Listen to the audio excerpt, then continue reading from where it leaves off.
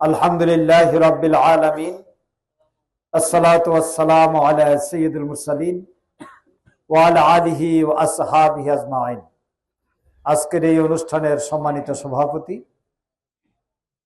জামাত ইসলামী মুক্তাগাছা উপজেলার সংগ্রামী আমির অধ্যাপক শামসুল হক, সেক্রেটারি এই ইউনিয়নের জনগণের ভোটে নির্বাচিত চেয়ারম্যান মজলুম নেতা আব্দুল্লাহ মুজাহিদ, মুক্তাগাছা পৌরসভার সংগ্রামী আমির জনাব আফতার রহমান আকন, ইসলামী ব্যাংকের সম্মানিত ভাইস প্রেসিডেন্ট জনাব আব্দুল জলিল, এই অঞ্চলের কৃতি সন্তান, আমার সম্মানিত শ্রদ্ধেয় মুরব্বিয়ানে কেরাম, প্রিয় যুবক ভাইরা, স্নেহাস্পদ ছোট ভাইরা, আসসালামু আলাইকুম ওয়া রাহমাতুল্লাহি ওয়া বারাকাতুহু।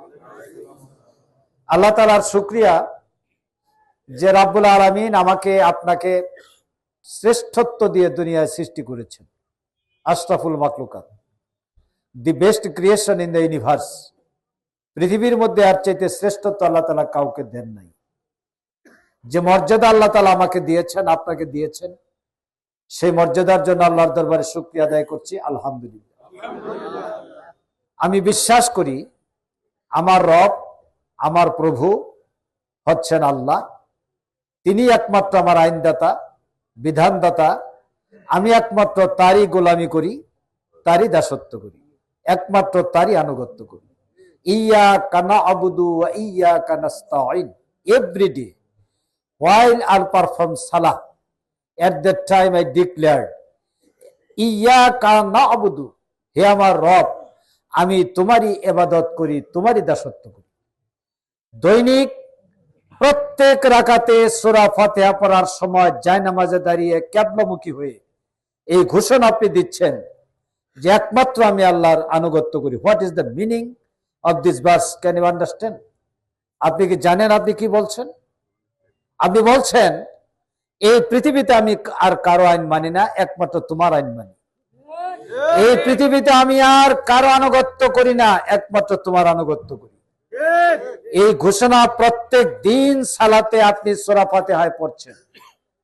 মানুষ যদি শুধুমাত্র এই ঘোষণার ভিতরে প্রতিষ্ঠিত থাকতে পারে, ওয়াত্তাকু, শুধুমাত্র আল্লাহকে যদি ভয় করতে পারে, আল্লাহ তাআলা বলছেন ইন্নাল্লাযিনা ক্বালু রাব্বুনাল্লাহ সুম্মা ইসতাকামু তাতানাজ্জালু আলাইহিমুল মালাইকা।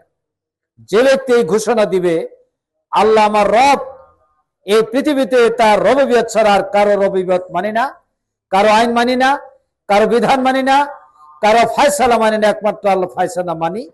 আর এর উপর যে ব্যক্তি দৃঢ় থাকবে, তাতানাজ্জালু আলাইহিমুল মালাইকা, আল্লাহ তাদের উপর ফেরেশতা নাজিল করবেন। সুতরাং পৃথিবীর কোন ব্যক্তির ভয় পাওয়ার কোনো কারণ নেই। আল্লাহর বিধান মানার মধ্যে আল্লাহকে ভয় করার যে ঘোষণা দিবে, সে কাউকে ভয় করতে পারে না এবং কারো প্রতি তার কোন he will not fear any person, সে কাউকে ভয় করতে পারে না। আল্লাহ বলছেন ওয়াত্তাকু ইয়াওমান লা তাজজি নাফসুন আন নাফসিন শাইআ ওয়া লা ইউকবালু মিনহা। একমাত্র আল্লাহকে ভয় করো, আর ওই দিনটিকে ভয় করো যেদিন তোমাদের সবাইকে একদিন আল্লাহর সামনে দাঁড়াতে হবে। সেদিন কেউ কারো কোনো কাজে আসবে না, কেউ কারো জন্য কোনো সুপারিশ করতে পারবে না, কেউ কারো পক্ষে কোনো ভূমিকা রাখতে পারবে না। Everybody's request will be failed. একমাত্র একজনই সুপারিশ করবেন, তিনি হলেন বিশ্বনবী মুহাম্মদ রাসূলুল্লাহ সাল্লাল্লাহু আলাইহি ওয়াসাল্লাম। সুতরাং তোমরা তাকে নেতা হিসেবে মানো। Please follow the life of prophet Muhammad সাল্লাল্লাহু আলাইহি ওয়াসাল্লাম। এই জন্য আল্লাহ বলছেন লাকাদ কানা লাকুম ফি রাসূলিল্লাহি উসওয়াতুন হাসানা। তোমাদের জন্য রাসূলের জীবন হচ্ছে সর্বোত্তম আদর্শ। সুতরাং মাই লিডার ইজ প্রফেট মুহাম্মদ সাল্লাল্লাহু আলাইহি ওয়াসাল্লাম। মুহাম্মদ সাল্লাল্লাহু আলাইহি ওয়াসাল্লাম ছাড়া আমি আর কাউকে নেতা মানি না, কাউকে নেতা মানার কোনো সুযোগ নাই। যদি কেউ মানে, কিয়ামতের দিন ওয়া হুয়া ফিল আখিরাতি মিনাল খাসিরিন, সে ক্ষতিগ্রস্তদের তালিকার মধ্যে যাবে। আপনারা কি কিয়ামতের দিন ক্ষতিগ্রস্তদের তালিকার মধ্যে থাকতে চান? তাহলে বিশ্বনবী ছাড়া আর কাউকে নেতা মানা যাবে না। আমরা জামাত ইসলামের লোকেরা নেতা মানি, বিশ্বনবী মুহাম্মদ সাল্লাল্লাহু আলাইহি সাল্লামকে। সুতরাং জামাতের সাথে অন্যান্য দলের সাথে পার্থক্য হলো এইখানে। আমরা ক্ষমতায় যেতে চাই না, আমরা কোরআনকে ক্ষমতায় বসাতে চাই। কারণ আমরা যখন পার্লামেন্টে যাব, মাওলানা নিজামী ছিলেন, মুজাহিদ সাহেব ছিলেন, তারা মিনিস্টার ছিলেন। 1 টাকাও দুর্নীতি করার কোন ইতিহাস কেউ আবিষ্কার করতে পারেনি। সব মন্ত্রীরাই দুর্নীতি করেছেন, সব এমপিরাই দুর্নীতি করেছেন। নিজামী সাহেবের বিরুদ্ধে আন্তর্জাতিক অপরাধ আদালতে যখন বিচার হয়, তখন বিশ্বের পর্যটকরা সেখানে এসেছিলেন। তারা বলছেন জামাত নেতারা কোনো দুর্নীতি করে নাই, অর্থ আত্মসাৎ করে নাই, তাদের চরিত্রের ভিতরে কোনো কলঙ্ক আরোপ করা যায়নি। আর যে অভিযোগ আনা হয়েছে, আমরা বিদেশিরা বিশ্বাস করি এগুলি সম্পূর্ণ মিথ্যা অভিযোগ। বন্ধুগণ, আল্লামা সাঈদী বিশ্ববরেণ্য মুফাসসিরে কোরআন, 50 বছর তিনি তাফসীর করেছেন। পৃথিবীর অর্ধ শতাব্দী রাষ্ট্র তিনি সফর করেছেন। আমি তার আইনজীবী, lawyer. I fight on his behalf in the কোর্টে আমি তার পক্ষে দাঁড়িয়ে যখন বক্তব্য রাখি, সাঈদী সাহেব একটা পর্যায়ে আমাদেরকে বললেন যে আমি আল্লাহর কাছে দোয়া করি যে হে আল্লাহ, এই দুনিয়ায় সত্যের পক্ষে যারা, আমার পক্ষে যারা কোর্টে লড়াই করেছে, হে আল্লাহ, কিয়ামতের দিন যেন একসাথে তাদের সাথে জান্নাতে যেতে পারি, সেই ব্যবস্থা তুমি করে দাও। আল্লামা সাঈদী চলে গেছেন, তিনি মাথা নত করেননি। ওনাকে প্রস্তাব দেওয়া হয়েছিল যে আপনি শুধুমাত্র ইসলামী আন্দোলন বাদ দেন, জামাত করা বাদ দেন, আপনাকে ছেড়ে দেওয়া হবে। উনি বলছেন আল্লাহ তাআলা যদি আমাকে 1000 বছর হায়াত দেন, আর যদি বলেন যে তুই ইসলামী আন্দোলন ছেড়ে দে, হায়াত তুই আনন্দে থাকবি, আমি 1000 বছর কারাগারে থাকতে রাজি আছি, ইসলামী আন্দোলন ত্যাগ করতে পারবো না। সেই আল্লামা সাঈদী জামাত ইসলামী করতেন। জামাতের নায়েবে আমির ছিলেন, এমপি ছিলেন, ধর্ম মন্ত্রণালয়ের তিনি সভাপতি ছিলেন, স্থায়ী কমিটি। ওনার বিরুদ্ধে আমৃত্যু কারাদণ্ড দেওয়া হলো। প্রথম মৃত্যুদণ্ড, মিথ্যা কথা, টিকলো না। পরে বিচার হলো। দুনিয়ার ইতিহাসে আমরা কোর্টে বলেছি যে সুপ্রিম কোর্টের 4 জন বিচারপতি আর রায় হয়েছে 3টা। দুনিয়ার ইতিহাসে দেশের সর্বোচ্চ আদালত, বিজ্ঞ বিচারপতি যারা, সবচাইতে শিক্ষিত মানুষদের রায় তো একটাই হবে। 3টা রায় হয় কেমন? একটা কোর্টে একজন খালাস দিলেন, জাস্টিস আব্দুল ওয়াহাব সাহেব। তিনি বললেন সাঈদীর বিরুদ্ধে যত অভিযোগ আনা হয়েছে, যত লোক সাক্ষী দিয়েছে, তন্ন তন্ন করে আমি পর্যবেক্ষণ করেছি, পাঠ করেছি, পর্যালোচনা করে দেখেছি, সাঈদীর বিরুদ্ধে আনিত একটি অভিযোগ প্রমাণিত হয় নাই। সুতরাং তাকে খালাস দেওয়া হইল, তিনি খালাস দিয়ে দিছে। আর বিচারপতি মানিক, ওই যে পালাইতে গিয়ে ধরা পড়ছে কলা পাতার উপরে শুয়ে, এই বিচারপতি সাঈদী সাহেবকে ফাঁসির আদেশ দিয়েছেন। উনি কোন ধরনের বিচারপতি? উনি সাঈদী সাহেবের মতো ব্যক্তিকে ফাঁসি দেন? কত বড় দুঃসাহস! যার ওয়াজ শুনে, কোরআনের তাফসীর শুনে হাজার হাজার মানুষ ইসলামী আন্দোলনে এসেছে, মুসলমান হয়েছে, সেই ব্যক্তিকে ফাঁসি দেয় এই বিচারপতি না, এই বিচারপতি নামে একটা কুলাঙ্গার। জনগণ তার বিচার করেছে। ধরা পড়ার পর গলার মধ্যে গামছা লাগিয়ে তাকে নিয়ে গেছে। সুতরাং তার বিচার হয়ে গেছে।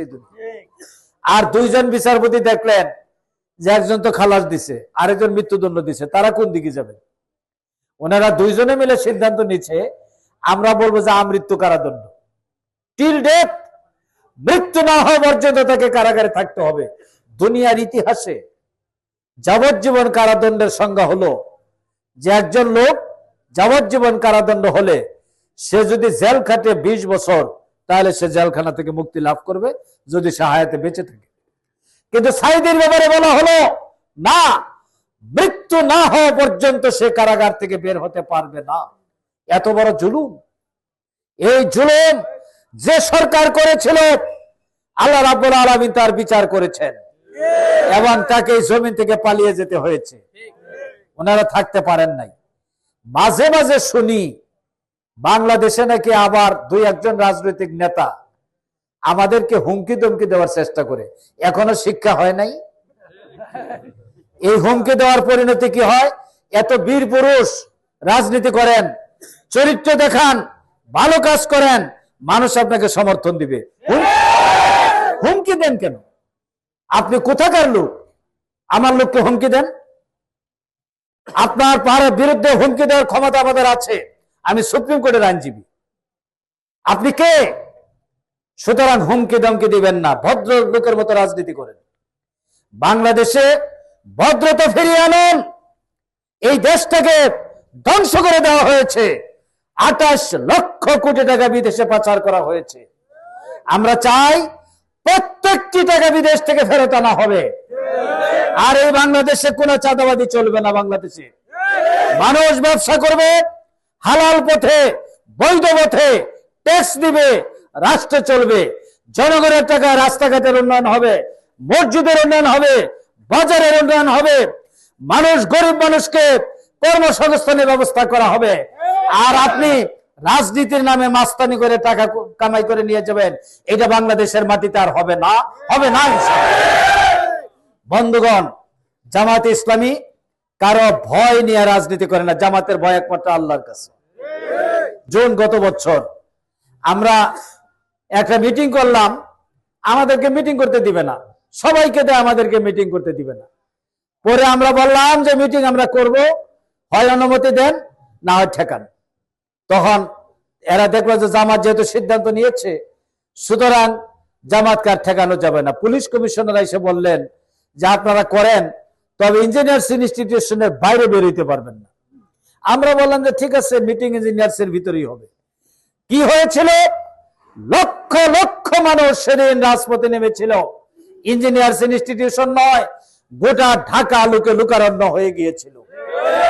বাংলাদেশ জামাত ইসলামী রক্ত দিয়ে, নির্যাতন সহ্য করে, রিমান্ডে গিয়ে, ফাঁসির মঞ্চে হাসতে হাসতে গিয়ে ফাঁসিকে বরণ করেছে।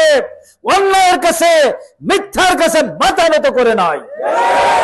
টাকা পয়সা হাতে এসেছে, নিজামী মুজাহিদ একটা পয়সা আত্মসাৎ করেন নাই। জামায়াত ইসলামী সেই দল, একটি টাকা আত্মসাৎ করার কোন নজির নাই। আর আপনারা মানুষের কাছ থেকে দোকানে গিয়ে চাঁদা নেন, তারপরে রাস্তায় টুল বসিয়ে চাঁদা নেন। এই যে আমরা রাস্তা দিয়ে যাওয়ার সময় টুলের টাকা কারণে এটা 50% টাকা আত্মসাৎ করা হচ্ছে এবং ক্ষমতার অপব্যবহার করে এই কাজগুলো হচ্ছে।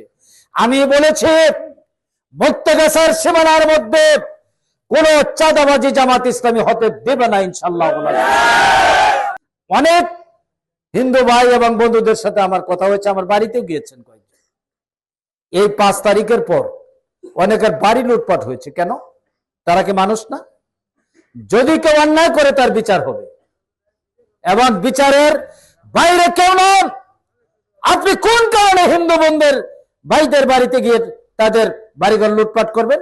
এ অধিকার আপনাকে দেওয়া হয় নাই। আমি এক জায়গায় গেলাম কিছুক্ষণ আগে, ওখানে নাকি ওনারা কয়েকজন বলছে সবকিছু করো, ভোটের সময় কেন্দ্র ছাইড়া দিতে হবে। এই কেন্দ্র কি আপনার বাপ দাদার সম্পত্তি? আমি বলছি কোন ব্যক্তি বাহিনী কাজ করে আর পার পাবে না। যেখানে এই ধরনের হুমকি আসবে, রিস্ক থাকবে, সেখানে নিরাপত্তা বেষ্টনী তৈরি করা হবে ইনশাআল্লাহ। বাংলাদেশের সেনাবাহিনী, বাংলাদেশের পুলিশ, বাংলাদেশের আর্মি, সমস্ত ফোর্স দিয়ে এই সমস্ত দাঙ্গাবাজদের বিরুদ্ধে মোকাবেলা করা হবে ইনশাআল্লাহ। প্রিয় বন্ধুগণ, আমি পূর্বেই বলেছি, ইসলাম, জামাত কোরআনকে ক্ষমতায় বসাতে চায়। আমি কোনো কথা নই। I am not everything, I am nothing. আমি কিছুই না। আপনি কে? আল্লাহ রাব্বুল আলামিন বলেছেন সমস্ত রাজ্য এবং রাজত্বের মালিক হচ্ছেন আল্লাহ। আপনি হলেন পাহারাদার। পাহারাদার তো আত্মসাৎ করতে পারে না। আমি পাহারাদার। সুতরাং পাহারাদারের দায়িত্ব হলো মালিকের সম্পদের রক্ষণাবেক্ষণ করা। কিন্তু আজকে আমরা যাকে পাহারাদার বানাই, সে চুরি করে, সে লুটপাট করে। এই পাহারাদার পরিবর্তন করতে হবে। এই দেশ আপনার, এই দেশের জনগণের, এদেশের অর্থ, এদেশের সম্পদ, এদেশের ব্যাংক, এদেশের ট্রেজারি, সবকিছুর মালিক আল্লাহ। আর জনগণ সেটা ভোগ করবে। আর জনগণের প্রতিনিধি সেটা পাহারাদারি করবে। কোন পাহারাদার যদি এটা আত্মসাৎ করতে চায়, সেই পাহারাদারকে আর সেই দায়িত্বে রাখা হবে না ইনশাআল্লাহ।